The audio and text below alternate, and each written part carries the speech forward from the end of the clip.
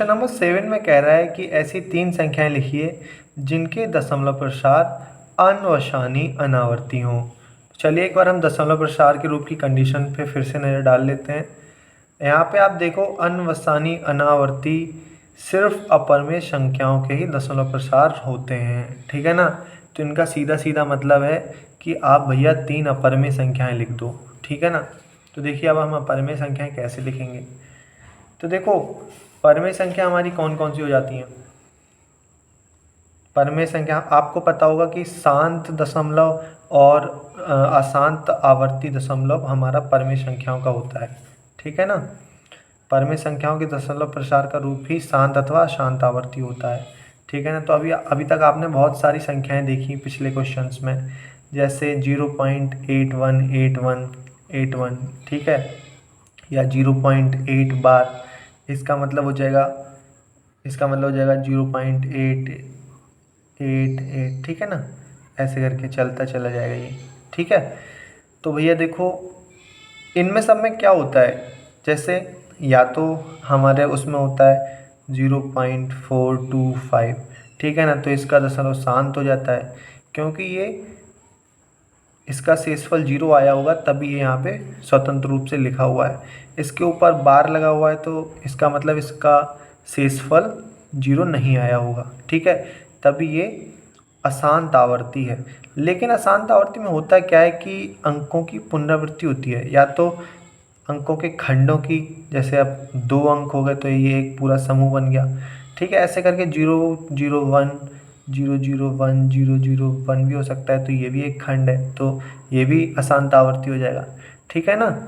ऐसे करके ना अब हमको क्या करना है कि भैया अनवशानी अनावर्ती दशमलव प्रसार वाली, कहने का मतलब है कि सिर्फ सीधे सीधे भैया ये कहना चाहते हैं कि हमें यहाँ पे अपरमेय संख्याएं लिखनी है, ठीक है ना। तो देखो अपरमेय संख्याएं हम यहाँ पे लिख देते हैं।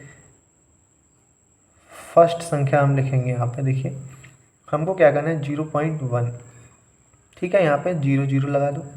अब देखो एक बात का ध्यान देना, अगर हम यहाँ पे फिर से 100 लिख दें तो देखो ये हमारे इस खंड की पुनरावृत्ति हो जाएगी, कहने का मतलब इसका फिर अशांत आवर्ती हो जाएगा दशमलव प्रसार, ठीक है ना। तो हम क्या करें कि कुछ भी रिपीट नहीं होने देंगे, यहाँ पे एक 0 लगा दो। अब तो नहीं हो रहा रिपीट, ये 100 है, ये 1000 है, ऐसे हम यहाँ पे आगे फिर से 1000 लिख देंगे, ठीक है। तो देखिए अब ये यहाँ पे रिपीट हो गया तो इसके ऊपर बार लग जाएगा, इस वजह से हम क्या करेंगे इसमें एक 0 और बढ़ा देंगे। अब तो नहीं हो रहा रिपीट, ऐसे करके 10,000 है तो इसको हम 1,00,000 लिख देंगे आगे, ठीक है। अब हम क्या करेंगे 10,00,000 लिख देंगे, ठीक है। इसी तरह से ये संख्या आगे चलती चली जाएगी। यह एक अपरमेय संख्या है, ठीक है।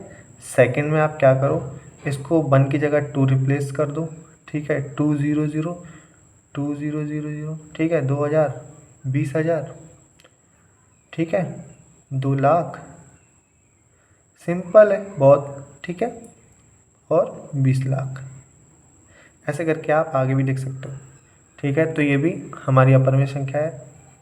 थर्ड में आप ज़रूरी नहीं है कि 2 ही लिखो या इसके बाद 3 लिखो, 4 भी लिख सकते हो, या फिर 5 7 6 8 कुछ भी लिख सकते हो, बस ये है कि वो रिपीट नहीं होना चाहिए, ठीक है। तो हम सिंपली हम क्या करते हैं कि इस तरह से लिख लेते हैं ताकि हमें पता भी चल जाता है रिपीट नहीं हो रहा है, ठीक है, ओके।